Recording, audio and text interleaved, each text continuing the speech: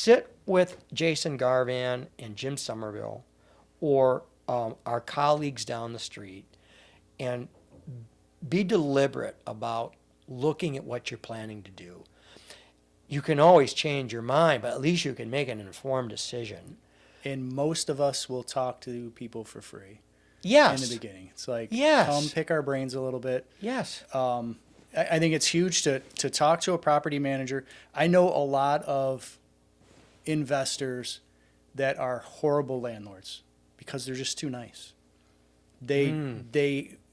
People come to them and they are like, well, I'm short on my rent this month. Is it okay if I catch up next month? And they go, yeah, it's okay. Yeah, I'll give you a break this time. And then the next month comes and they still don't have any money. And they just have a big heart and they're just terrible landlords. They just can't do it. Yeah. So they're great investors. They're really good with their money and stuff, but they just can't say no. They can't send out the 7-day notices. They can't, the eviction stuff. I've got one owner that he's just too nice. And his wife is even worse. And they just constantly give breaks. And it's like, listen, it's costing you money. Yeah. And so that's why we stepped in and we've been helping them out. And, but. Well, thank you for saying that, right? Because it seems contrary to, we're always talking about service and there's a lot of things like talking with you about rental properties and all that stuff. I've always learned so much every time I talk to you.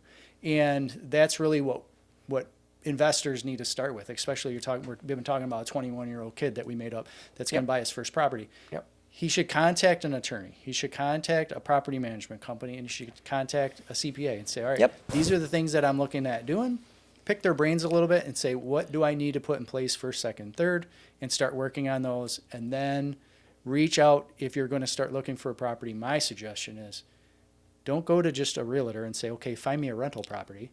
Go to a property manager and say, what are the areas that you think I should invest in to buy a rental property? Yep. Because we deal with it every single day. Just because the house is cheap doesn't mean it's going to be a good investment because it may be in a bad area. There could be other issues with the house.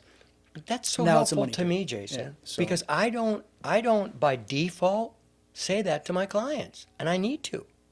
I need to, because nothing against real estate agents. They're obviously really good at that slice that they do. But that part of it, because they got to earn a living, so they're chasing a commission. Correct. And once they're done and they get their commission, you don't hear them from them anymore. Right. But if you're dealing with a property manager, the property manager's stuck with that property for the next year because they signed a lease, and we got to deal with that mess for the next year if it's a bad property or whatever it is. Yeah. So, but and most property managers are licensed. I'm a licensed real estate broker. I know about the areas and I know about the commissions, and we can help you with that part too. Or if you're already working with an agent, minimum, talk with a property manager and be like, all right, are these good areas? Is this a good street that I should be investing in? Yeah, I confess, I wish I would have used you on my rental property. Twice. Next one. Two tenants were disastrous. Yeah. So the next time, I'm going to do it right. I'm going to follow some of my own advice, for crying out loud.